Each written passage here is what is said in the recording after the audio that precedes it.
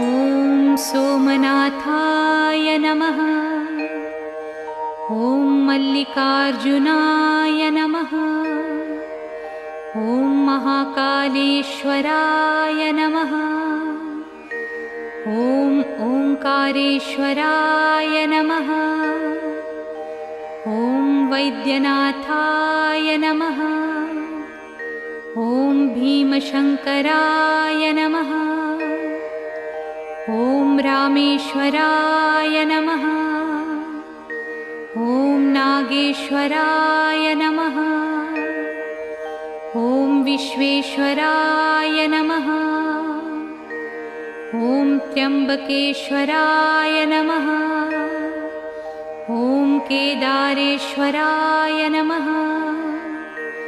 ॐ भुस्मेश्वराय नमः।